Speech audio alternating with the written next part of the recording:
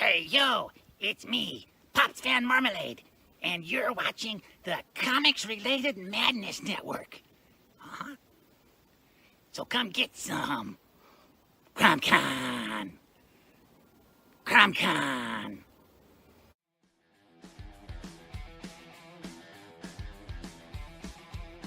If you're a fan of comic books and comic book conventions, Daytona Beach Comic Con needs to be on your list of must-attend events. It's a show that actually focuses on comic books. Imagine that! This year's event is happening on Saturday, September the 6th, and Sunday, September the 7th. Silverline creators will be there, so we'll see you at the show. There's a new convention in town, and it's sure to be mega fun without the mega expense. Comics, toys, collectibles, pop culture. ShadowCon, Saturday, February 1st, 2025 in Orlando, Florida.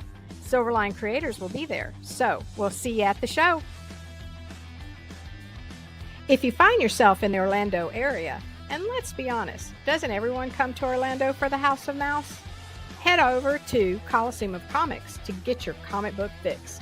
Be sure to check out their location on East Colonial Drive, where they carry a wide selection of independent comics, including Silverline books. Stop by and don't forget to tell them Silverline sent you.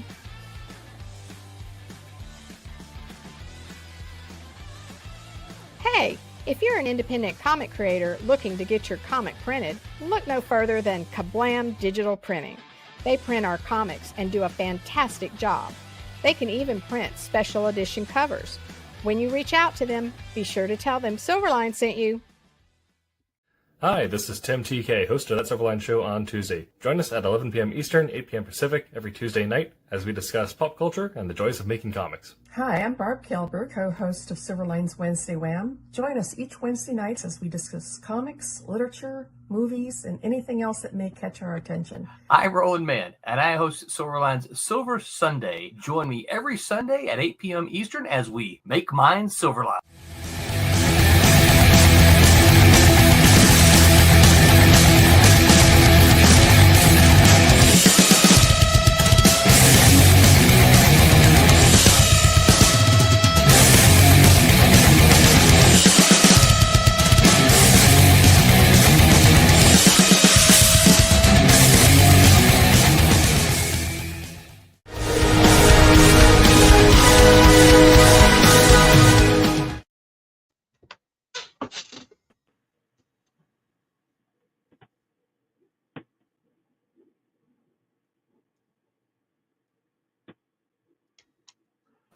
All right. Hello, everyone. Welcome to That's Silverline Show on Tuesday. I'm your host, Tim TK Ryder. We had some technical issues that led to the late start today, but thankfully Pops Fan Zant was on it and helped get us back up and running. So a big shout out to Madness Comic Network, Madness Entertainment Group. Make sure to follow all their socials if you aren't already. Anyway, the show as scheduled. I'm your host, Tim TK, joined as always by David Rios. Hello. And Ron Fortier. Howdy, one and all. And tonight we'll be talking about writing modern crime thrillers. This is going to be the art of telling the story in modern times with modern technology without letting the cell phone be a scapegoat or letting the conveniences of modern living prevent you from writing thrilling action, because it can be done. And we'll be getting into that in a second here. And yes, Pops, I understand technical difficulties, but we appreciate you hanging around and helping us out. That was very clutch, sir. Thank you. Okay. So getting into the modern crime thriller, because of course we do currently have a crowdfunder going on. Let me get that pulled up here so I can share it. Oh, that's the wrong link. We've been doing a couple of these.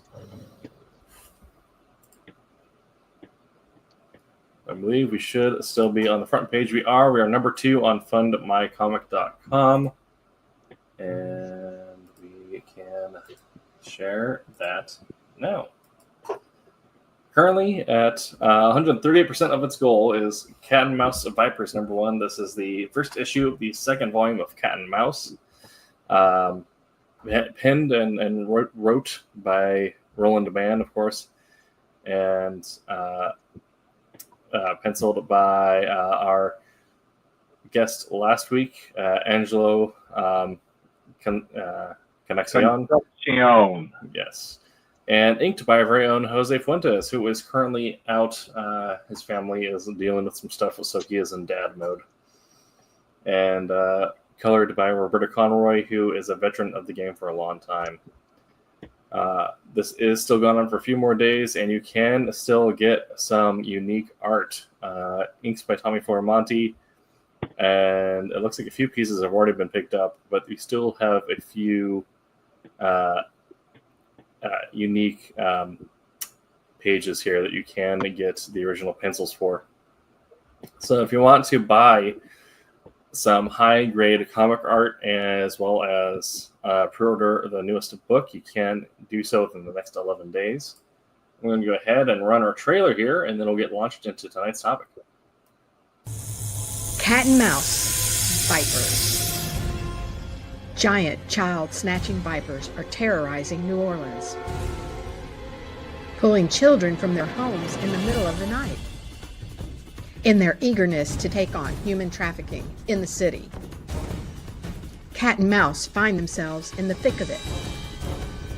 Crime, action, drama, with a smattering of superheroics. Now, like Roland Mann said, our head honcho here at Silverline, go do some backing, and we appreciate your support.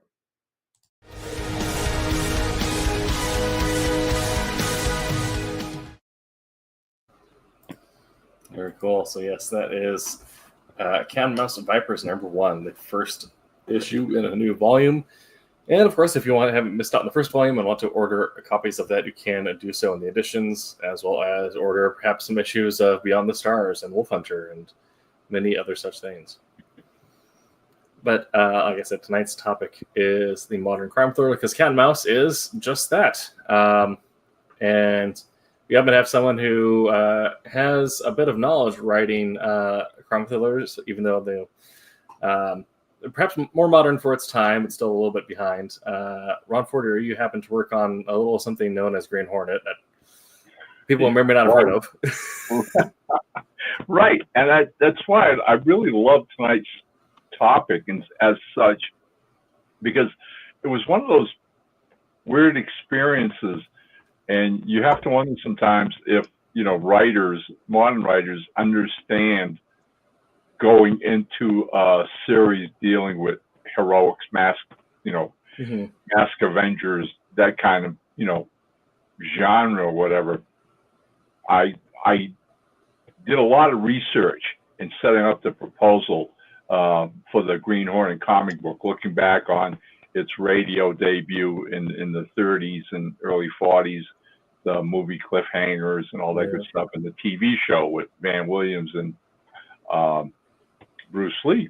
The kicker is, it was right there. It's there in front of you, and the uniqueness about the Hornet as opposed to other characters of his time and period, all of the Shadow or the Spider or other radio or pulp heroes, was that he didn't come on the scene as one of the good guys.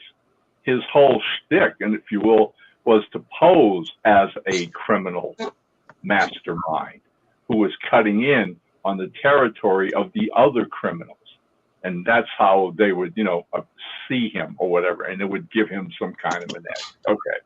So I have that all figured out. I write this proposal. I sell it to Now Comics, and here I am. Get the assignment, time to start writing. And instantly, the minute you do that, you sit down and you go, well, okay, so now I am going to put him up against villains who commit crimes. Like crimes. Yeah. And trust me, the light bulb goes up over your head in the old cartoon fashion. Is like, well, wait a minute. This is really a crime comic. It's exactly what it is. And you do any kind of heroic police or Avenger or a hero type comic today, you are basically writing a crime comic. Your opponent, your protagonist has to fight somebody, has to challenge somebody, and the odds are good the villain is a criminal. Okay, so what crime are they committing? And that became a monthly challenge for a couple of years for yours truly. Of every time you come up with you finish a storyline, you got to come up with another one. And so I find that perhaps the easiest way to tackle something like this is basically be well informed. Read your local newspapers, watch the news, television, whatever, because whether we enjoy that fact or not, crime never takes a rest. There's always somebody doing something, robbing a bank, embezzling a bank, or cheating a heiress out of her money, or et cetera, et cetera. Crime is all around us. What you want to do is hopefully put your own spin on it, and you become kind of a devious character yourself as the writer, right? I mean, it's literally, okay, so what crime could I commit which would be kind of unique and different that, again, would challenge my hero, in my case, is the Green Hornet. I mean, the first story plot I actually came up with was, again, something I'd read someplace where criminals were actually creating what you want to call nameplates for electrical goods, high-end electrical goods, okay, that were made overseas and sold in this country. What they were doing is they were stealing knockoffs, really cheap knockoffs, and then taking them to a central warehouse where they would put on these labels from the high-end companies and then turning around and selling them as if they were high-end products. Yeah. That was their crime, all right? And the Hornet gets in on this, eventually, figures this out and solves it. But that's really the take.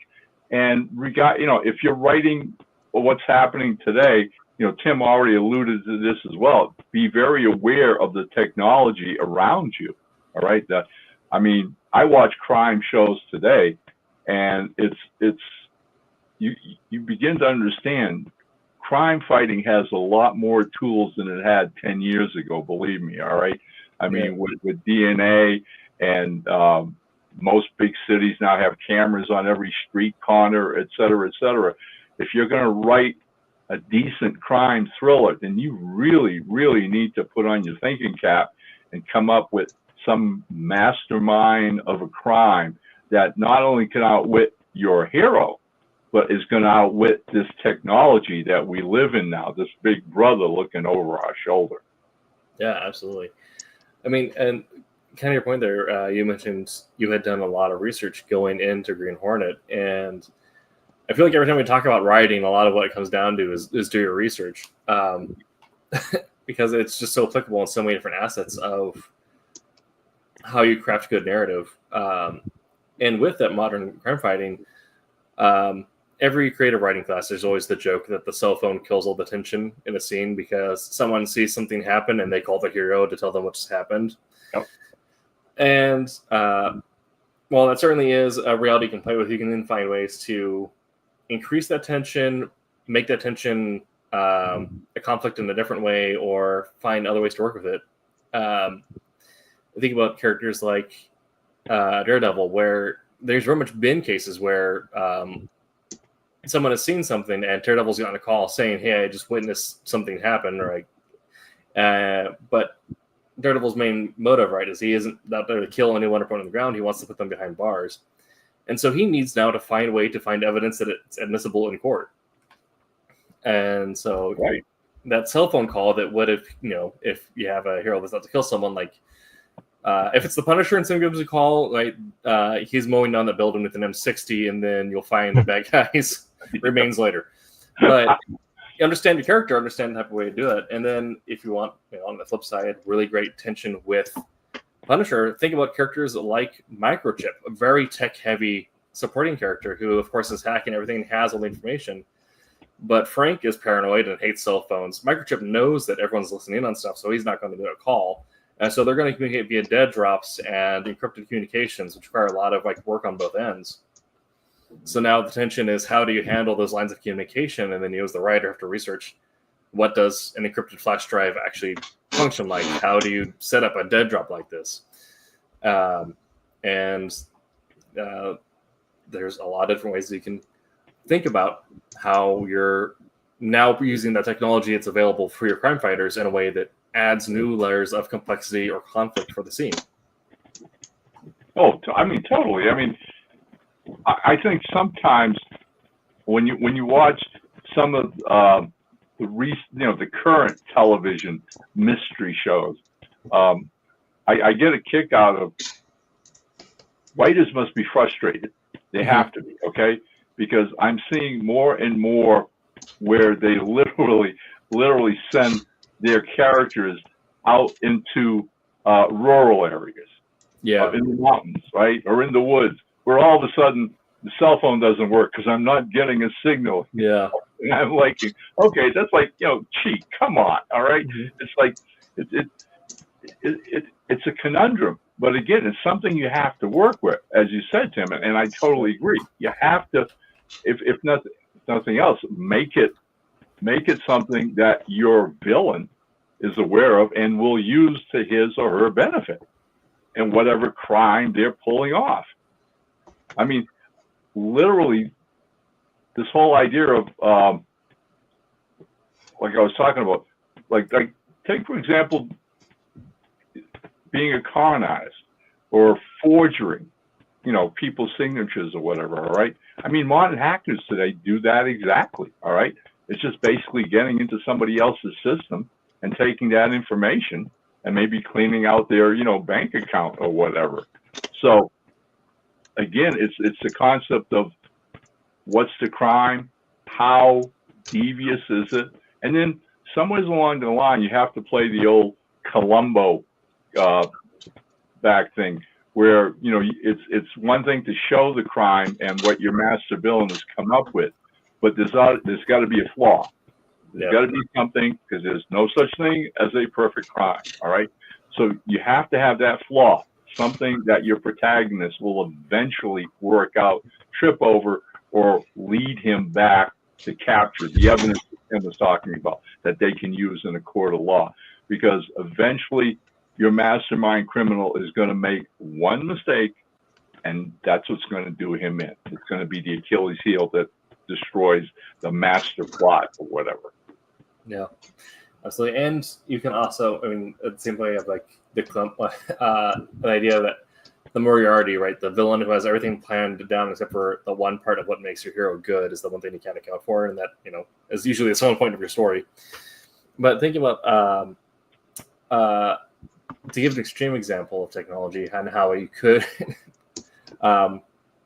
in theory, break any essence of telling a good thriller, you have like the all-encompassing thought machines, right? Where it detects crime before it happens and sends an alert to go stop it, things like that.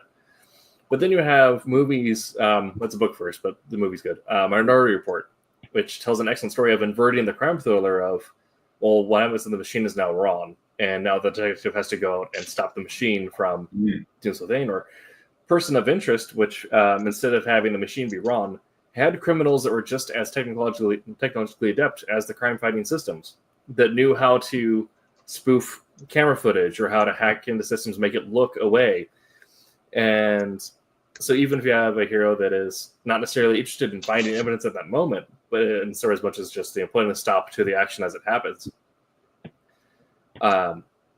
if now the classic trick of the thriller writer, like I said I did in Wolf Hunter issue number 1 and 2, was that I intentionally lied to the audience at points. And those points will end up being revealed in volume 3 where it gets put together. And I think a lot of good, I mean, what was it? The Sherlock Holmes story, is it? I can't remember the name of the falls, but is it Reichenbach Falls? Something like that? Yep. Where at the time his intention was to kill Sherlock Holmes, but he lied to the audience at the end of that story. and there's a moment where there's this little logical explanation for what happened, and it gets explained in a way that makes logical sense. But he says, like, Well, the tension here demanded that the audience not know what was happening, so they had the perspective of someone who would have watched what was happening. And if you're sitting there watching something, you're not going to get the full picture. You don't have all the context. You're wrapped up in what's happening. And so, if you as a writer already know how to like your audience, that's such a bizarre, literary piece of history. In that, as you already know, and everybody knows, Doyle was just totally tired of writing Sherlock Holmes stories, and so wanted to kill him off. And I guess maybe to his good fortune, all right, he didn't show Holmes's body washed up on the shore dead, all right, which would have canceled out what later happened, which was that opportunity for him to come back when he was offered an obscene amount of money from Strand Magazine, because they were sick to death of getting hundreds and thousands of letters from their fans who just screamed and howled that Holmes was gone and they wanted him back. I mean, it's just an amazing story, and how popular a character can be in the hearts of their readers. I mean, and so much so that I was at a pulp convention this past weekend in Chicago, and one of the subjects that we got to talking about, I met a fellow who'd just come back from England and toured the Sherlock Holmes Museum, which they have made as an exact duplicate of how 221B in his apartment and their rooms are set up exactly the way they are in the book. And he was telling me that in talking to the curators and the tour guides, there are people who to this day still believe that Sherlock Holmes is a real person. Okay. Yeah. I mean, that's just how this can happen, all right? How something can just leap off the page and take hold of people. Talking about crimes, and that's what Doyle did. I mean, if you read a classic Arthur Conan Doyle story, Doyle pretty much came up with some really, really pretzel-knotted mysteries, all right, that Holmes had to unravel. And so he was thinking, leaps and heads of what kind of crimes could be committed for his day, for that period of time, all right, and came up with some doozies. He really did. Now, you can approach writing a crime thriller in that direct a fashion, or you can maybe write something whereby you don't understand the crime or are aware of the crime. And so your characters trip over something and get involved with it. I wrote a single issue of the Green Hornet, again, which was basically based on an article I'd read about illegal experimentations on animals in this country, and how a lot of unscrupulous drug companies or whatever set up these secret labs and basically, do these horrendous, cruel experimentations on monkeys or even cats and dogs. And that tickled my fancy to the point of saying, okay, dogs, animals that we see all around us every day, that people have as pets, loving pets, all right, really, really kind, gentle creatures and whatever. And man, I'm thinking, okay, now there's a villainous act, all right, there's a really cruel and black-hearted, character to put in the story. So I worked it backwards.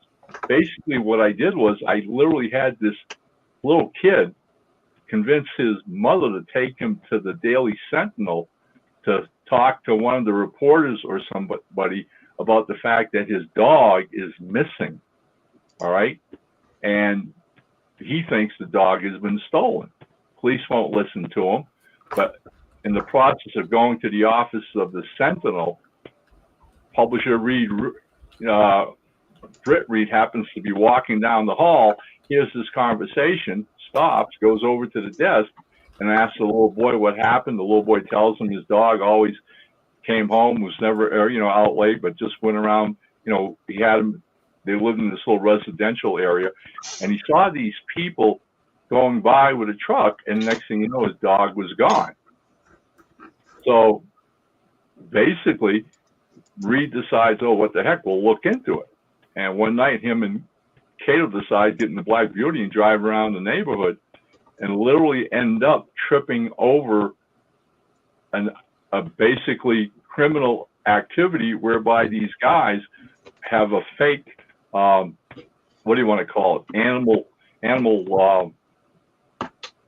pound kind of truck, city truck, which is a fake.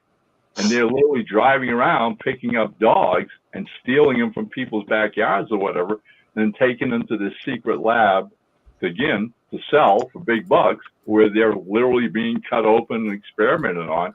And the Hornet and Cato follow them to the lab, realize what it is, break in, capture, the bad doctors and scientists and whatever, and turn them over. And by the end of the story, Reed is bringing the kid's dog back to him because they got there in time and saved him and a lot of other dogs. And it's, to this day, I still get a lot of people who love that story because it has a little more heart than the usual good guy fights the bad guy. It's basically our hero helping a kid get his dog home. But again, it's just, so there are different ways of writing a crime story.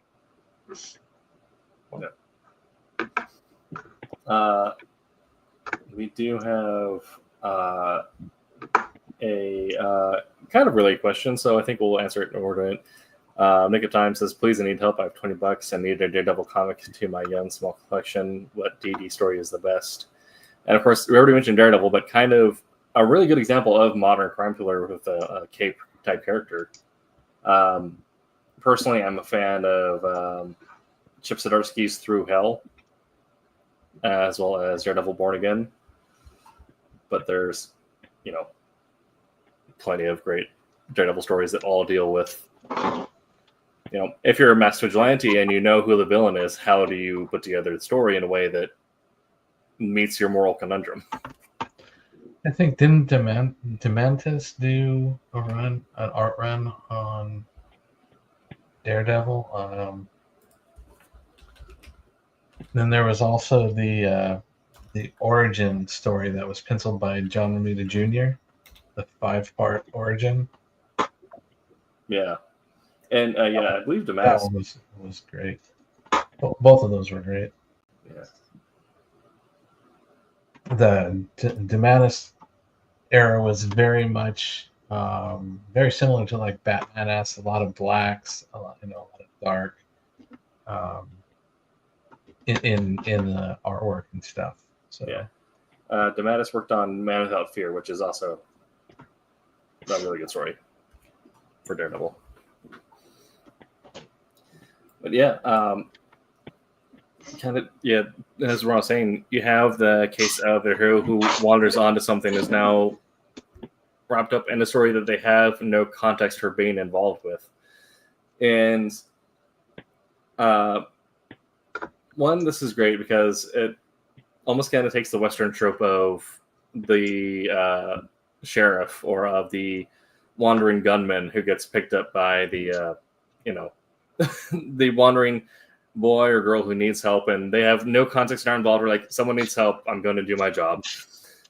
But also, when you're talking about a modern story with a lot of technology, phones, cameras, what have you, if someone doesn't have any reason to have any phone numbers or any connection to anyone involved in this plot, then there's no reason that he's going to be getting information any quicker than the audience would be.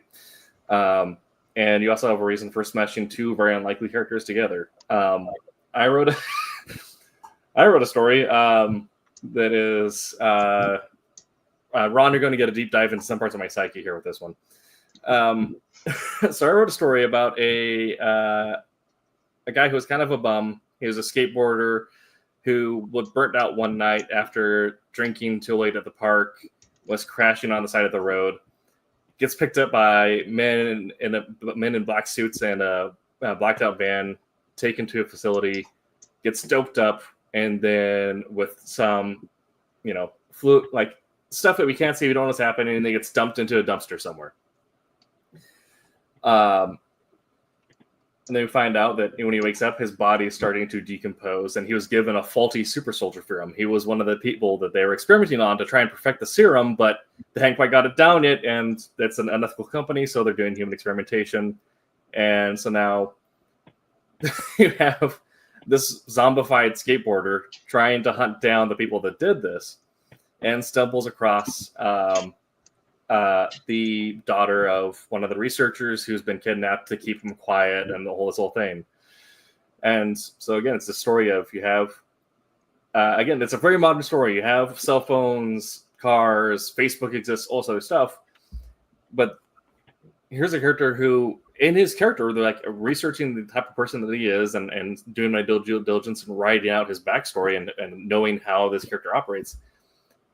He's not going to have any of that stuff. And he's not going to be involved with anyone who's involved in this mystery or in this like a thing that's going on. He just happened to be in the wrong place at the wrong time, but given super strength and decomposing limbs.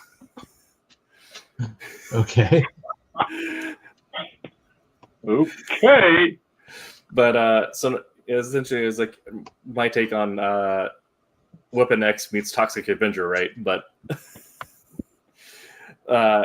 you can have a really good and thoughtful crime thriller if and not have any sort of reason to make it any easier on your main character if you don't give it any reason to be easier on your main character. And that's kind of the thing, right? Is you understand your character and you write what they would do. You're not, as a writer, there are moments where you have to take your hands off the storyline and you're just letting the characters express themselves and do their thing. Yep. Right. Exactly. And you know, and as a writer, I could give like so many reasons to make things easier to do things or whatever, but that's not honest for this character or for the setting or for the situation. Right. I mean, well, again, that's really what you want to do. You want to make the puzzle that much more complicated. All right. And again, it's just test your hero to the max. All right. Because basically, if the crime that you're setting up, I mean, your average lone wolf hero, comic book hero, all right, isn't going to get involved with, you know, a couple of guys break into a bank and rob a bank. All right. I mean, that's the police are going to go after them. They have the organization, whatever. All right. But if a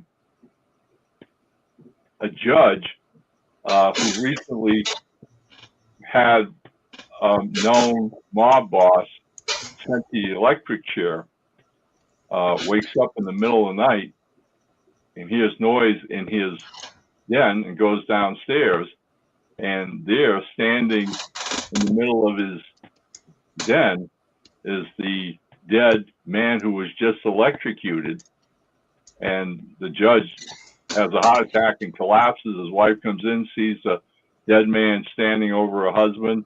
She faints and wakes up in the morning and tells the police it was the dead man that was executed that killed her husband. Okay, well, that's way beyond the police's normal kind of case. But it's the kind of case and it's the kind of crime that a masked avenger or a lone wolf would tackle. Absolutely. Right?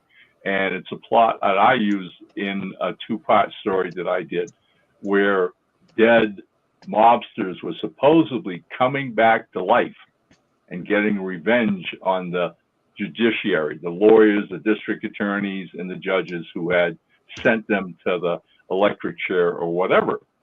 And again, it's you have to be dramatic. You have to give the readers more than what is basically urban crime, okay, typical crime that you see on the streets every day. I mean, unless again, okay, unless you are an urban avenger like Daredevil or Batman, and you're hanging around on top of rooftops and you're watching muggers in action, go to it. I say more power to you.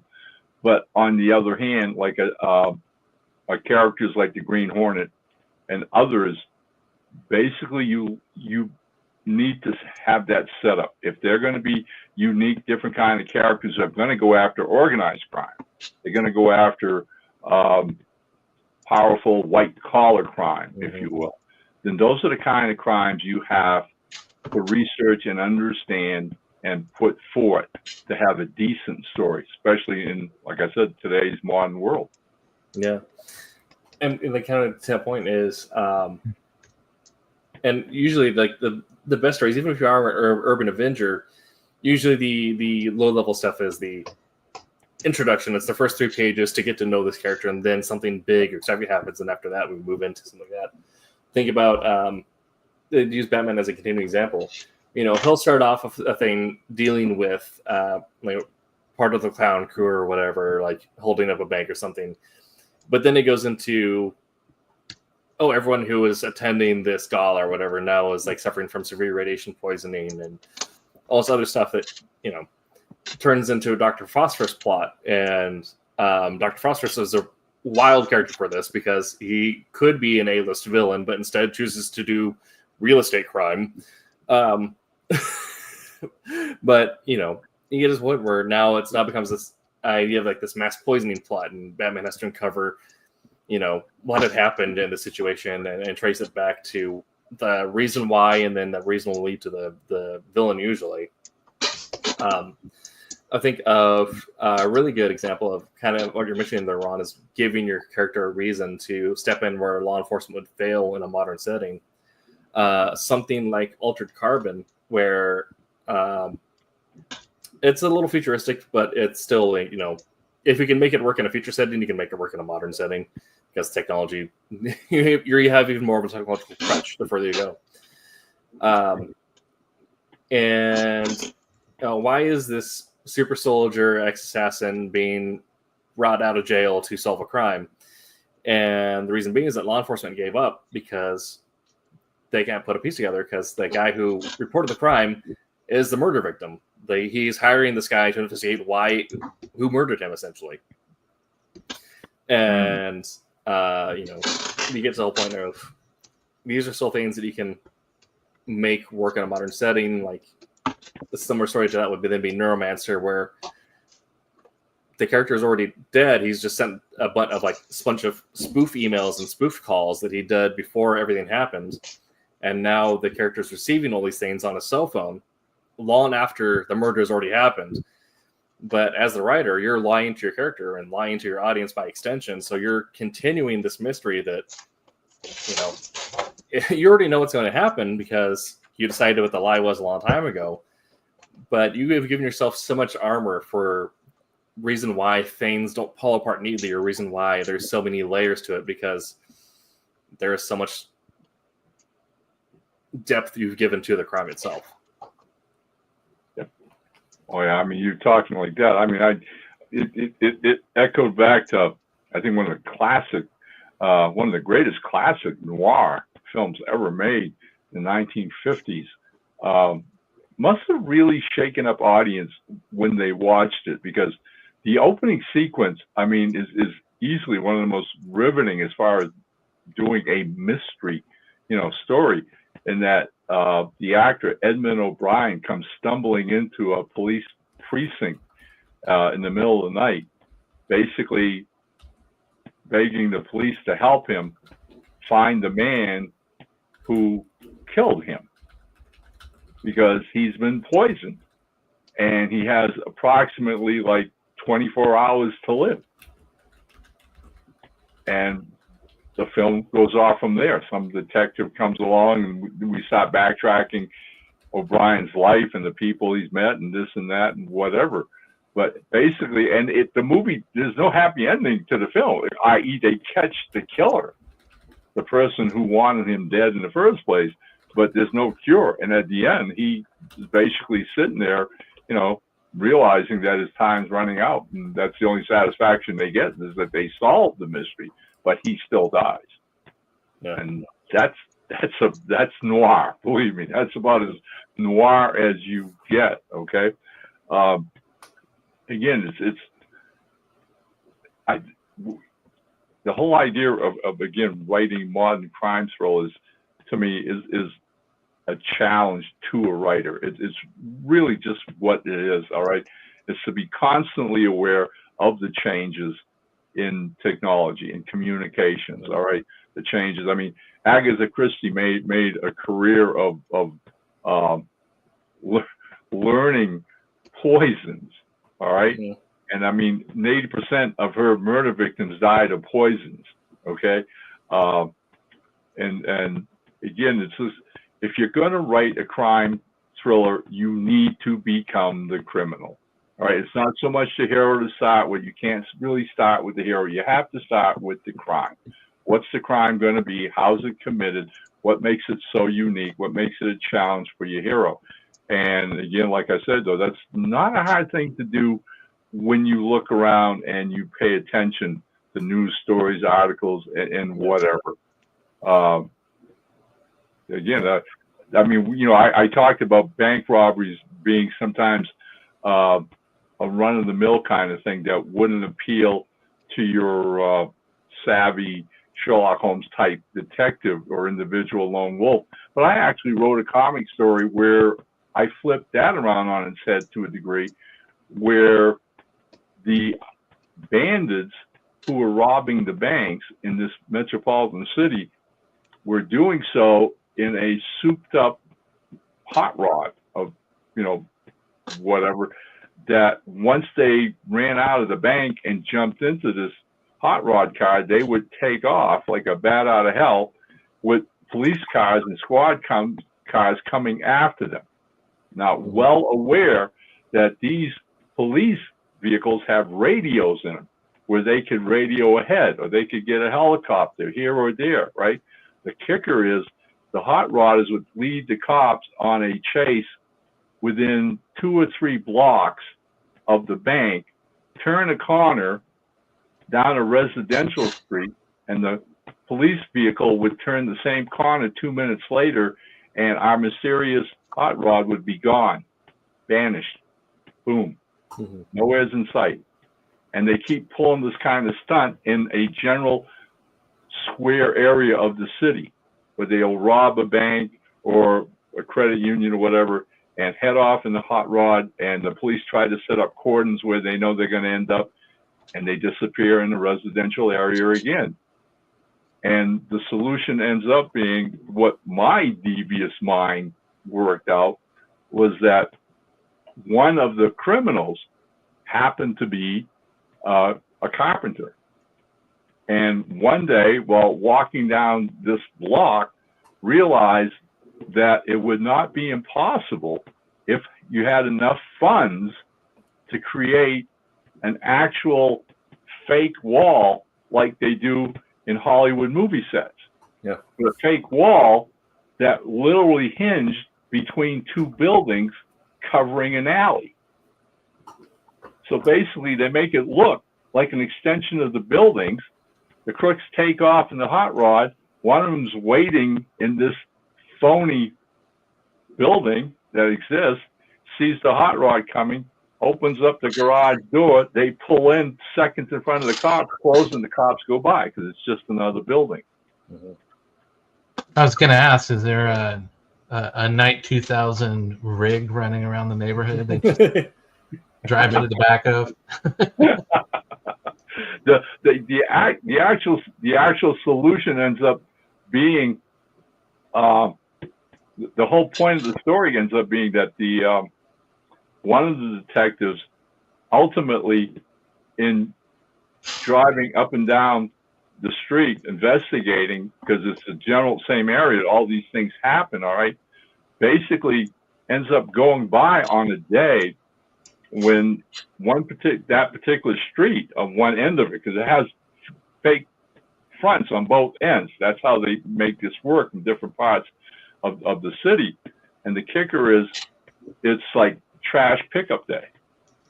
And he just subliminally realizes this one building has absolutely no trash cans in front of it. Okay, why not? And literally goes over to inspect it and realizes what it's a bad front. It's bogus and whatever. So now they just basically stake out the place, wait for the guys to come back, and the minute they come out of it with their hot rods, surround them and capture them, and away we go again. Yeah. But again, it's just trying to be devious. It's trying to be sneaky. All right, what the writer becomes that magician, okay, of what kind of a trick can I pull on my readers that they're not going to pick up. And in writing this as a comic strip, we literally I made sure my artist had sequences where you went by the fake front and didn't see there's a trash can, but there's none here, okay? And playing fair with the comic reader and see if they can pick up on it or not. Yeah.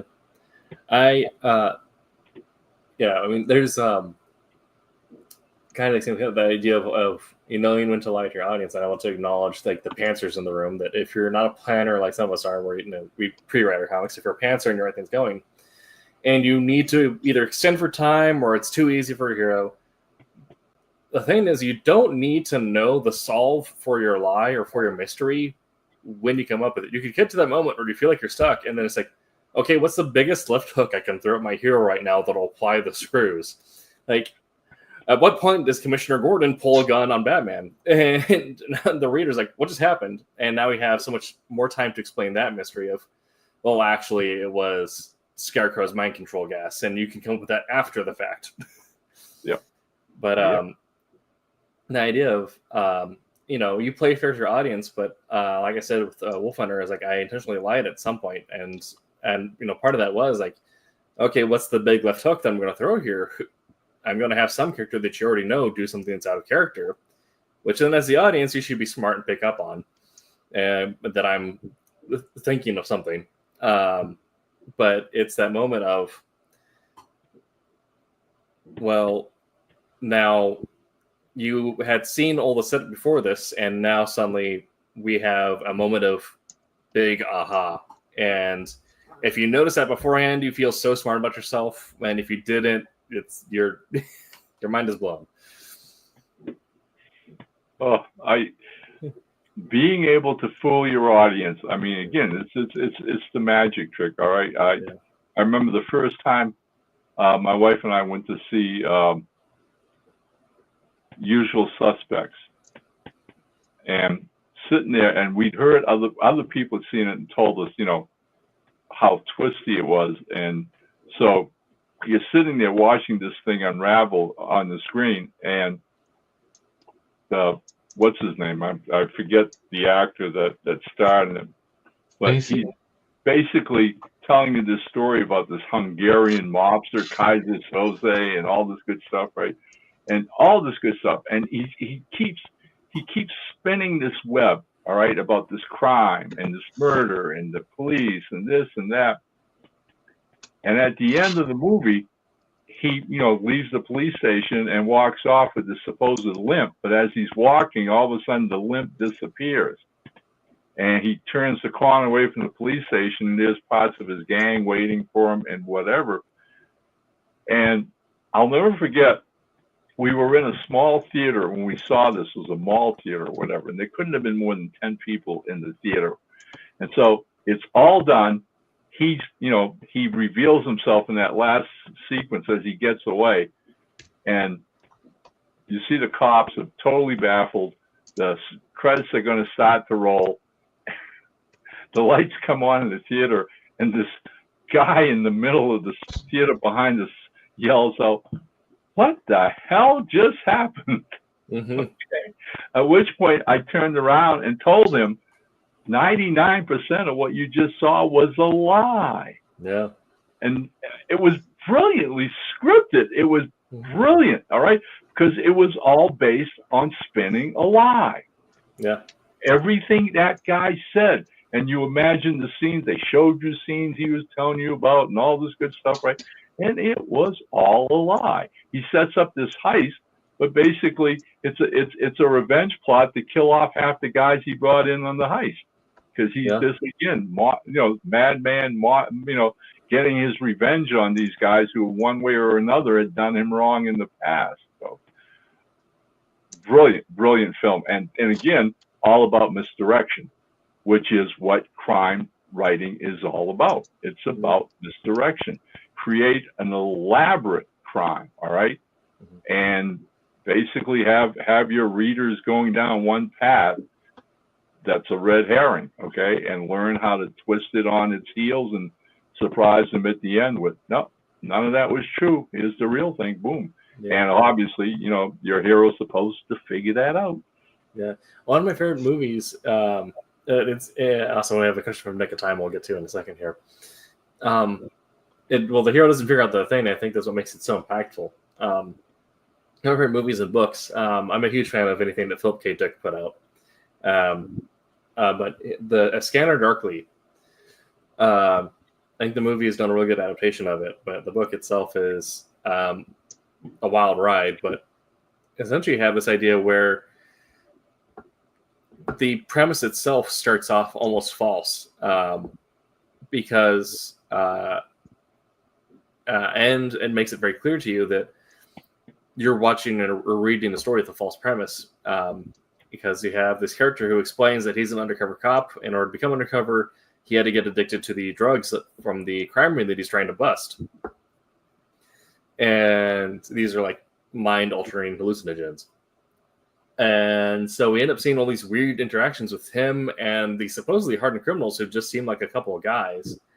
And they're kind of watching as the world is melting around them, and there's all this like weird stuff, and they're trying to hide from threats that don't really exist or deal with problems that have simple fixes. And you're almost wondering like why there's so many weird mismatched conflicts until you realize that his interactions with the police force are very hostile, and that this is actually the higher ups putting together a plan to get rid of him because he questioned them, as well as two of his buddies that were also undercover at some point. And so, and at the end, you end up, the third act is the reveal of these guys are starting to go into overdose or withdrawal and are having severe medical issues. And Winona Ryder's character is trying to get him to a hospital to like save his life, and is having to explain to him is like, you've essentially been in a coma for the last 6 months. This has all been the police department trying to get rid of you. Wow. All right. Yeah. Nick of Time asks, I don't know if it's too minor of a topic, but how would you feel with a vigilante story where vigilante A has a different definition of criminal than vigilante B? And I think that's hitting on what makes for a lot of good conflict when you introduce team characters, or partners. I mean, in comic world, this is anytime that Daredevil and Punisher have worked together, or anytime that if you want to go into movies as well, since you mentioned that you know more about movies than comics, Lethal Weapon, they're not vigilantes, they're officers, but they have very different ideas of how you carry out the law. Right, exactly. And so it's, if you're having two vigilantes, that whether or not they're partners or if they just exist in the same city, Moon Knight and Spider-Man is also a great one where Spider-Man is dealing with more of the, street level thugs and people stealing purses, and Moon Knight is looking specifically for the people who are murderers and hardened criminals. And both think each other, and Moon Knight thinks that Spider-Man is wasting his time. Spider-Man thinks that Moon Knight isn't doing enough. And now you have a level of conflict that will allow you to create a really compelling B or C story where the characters now have to hash this out before they can deal with the bigger A plot. Right. I mean, exactly. The whole concept is not, painting your heroes, in just one color as such. All right. I mean, one of the things that you try to set up in writing any kind of a story is the motivation for all your characters, including, the heroes and the villains. And if you end up with a team, a duo of crime fighters, then the odds are pretty much, swayed to the fact that each of them is going to have a different reason or a different origin as to why they do what they do. And that's going to play out in how they interact, and especially against, fighting against a criminal element. I mean, basically the concept of being, you play that across the spectrum. You can have a vigilante, okay, who's basically devoted to justice, and that's what he wants to see played out. Whereas his opposite number could be somebody who was personally affected by crime and doesn't want justice, wants vengeance. Mm-hmm. Those are two different strong passions. And as Tim said, that becomes an entirely different subplot and conflict that could easily undermine their partnership and give the edge to the bad guys if they don't figure a way to make what they do work properly and depend on each other. I mean, given any kind of a situation, all right, if you're going to partner with somebody, then you better have somebody you can trust and somebody who's has your back and vice versa. If you're going at this with different moral imperatives, then that's pretty much on thin ice. Yeah. All right. I feel like Ron, I've talked quite a bit at length here, but David, I want to give you a second to chime in if you have any thoughts or anything you want to mention. Either as a colorist who has worked on crime comics or someone who enjoys crime stories. Well, pretty much. This is definitely a lot more your area. One of the things that I do that was talked about that I started to think on was at the end here the buddy. So you've got your Spider-Man, or say your Punisher, Daredevil, whatever, and completely different means and what's acceptable to them.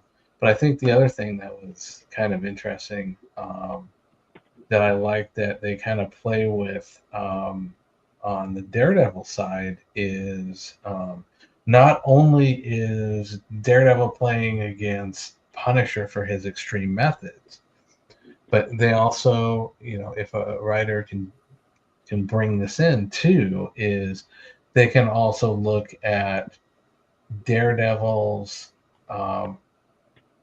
his need for resolving this versus his faith. So maybe he realizes, this picture kind of fight scene goes out and Punisher gets taken kind of off the table, right?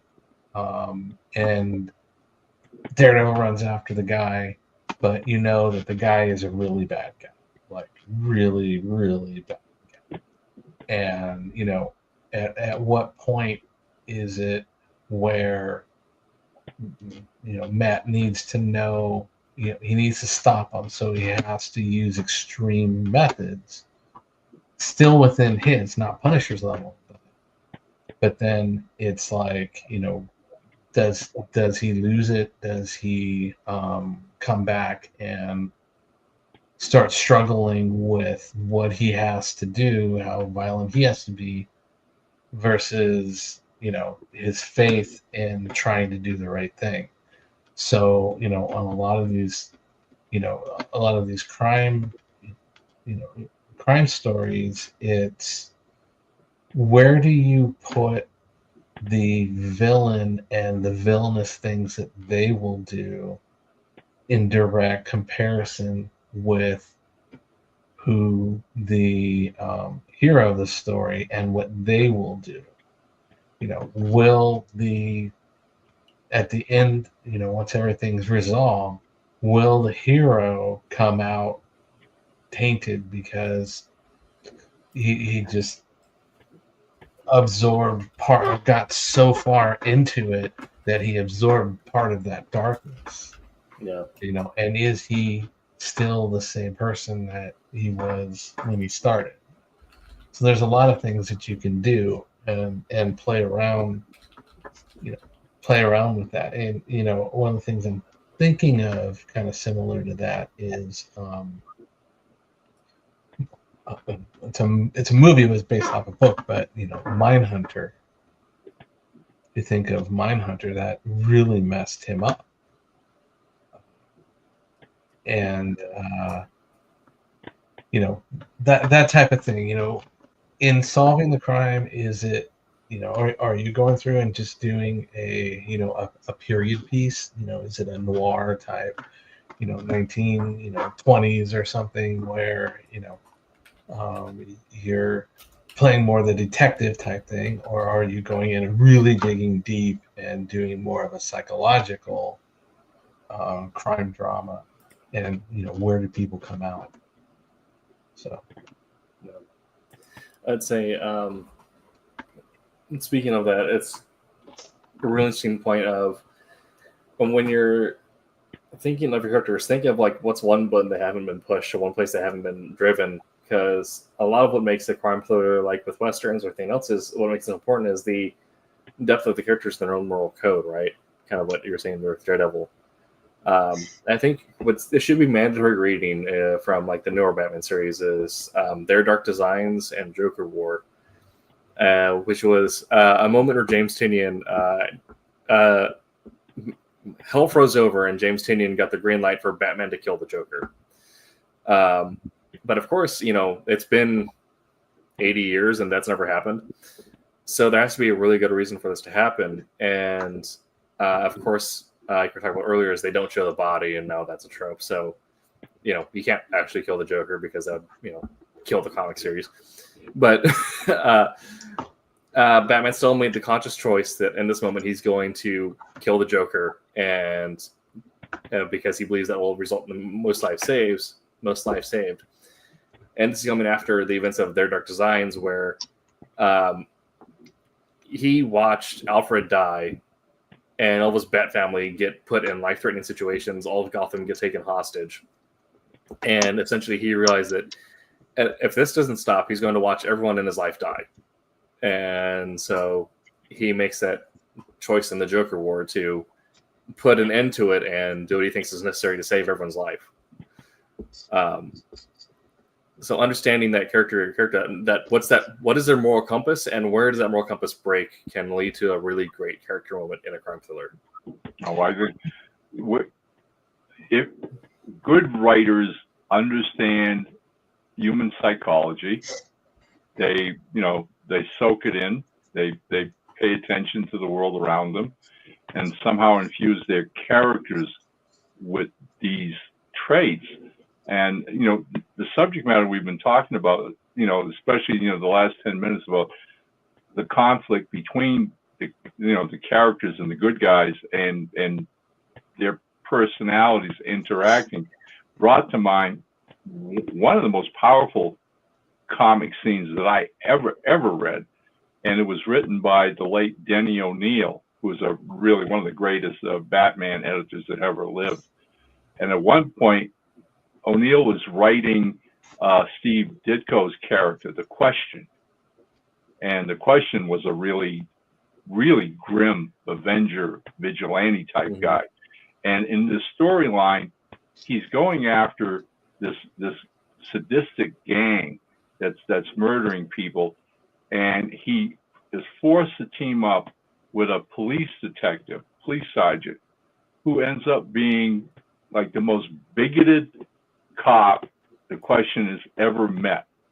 And they have to work together. But early on, within the first issue or two, the thing lasted 2 or 3 comics or whatever issues.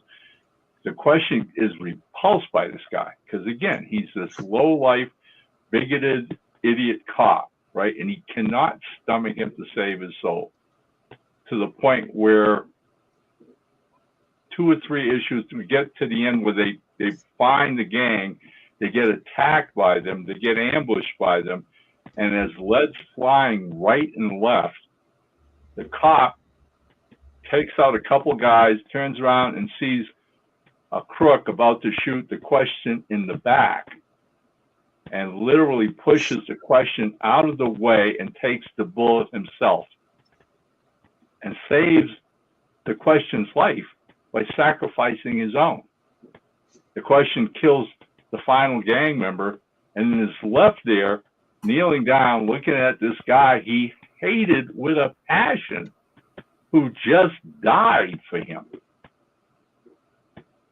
It's just, O'Neil doesn't use words. He doesn't need words at all. He just, the Question is totally buffaloed and left stunned with this unbelievable act of, again, self-sacrifice by a man who he thought was despicable and a lowlife and whatever. And so it's like, create moments like that in writing. Learn to understand people, and again, like I said, their psychology, and the fact that don't be so fast to judge people. Mhm. All right, because trust me, when you do that, all right, you're leaving yourself open. You will be surprised. Yeah. Prejudice can make for really good fodder if you use it as a foil for your character. Ooh, Yeah. always, Yeah. always. It's Yep. always a good character trait to overcome. Yeah. Well, this has been How to Write Modern Crime Thrillers, and we have talked at length about all the different traits you can pull on to make your thrillers compelling and not fall victim to feeling like technology is making it too easy. Next week, I believe we have. I'll have to double check here. I believe we have Tom Mason on Sunday, so that'll be exciting. And then on the 15th, we'll be talking about how to create the perfect chase scene. Ooh, okay. Yeah, and chase scenes are something beloved in comics and movies, but it's something you can do very effectively in a comic, even with still panels. So we'll be talking about all that, both narrative elements as well as artistic elements. Make sure to check out Wednesday Wham and Silver Sunday. Their respective times, I believe 9 and 8 Eastern respectively. And we will be back at 8 p.m. Pacific time next week with that talking about chase scenes. I'm going to go ahead and get this primed here. Perfect. But until that time, Make mine Silverline. Silverline. Hi, I'm Greg Horn. Make mine Silverline.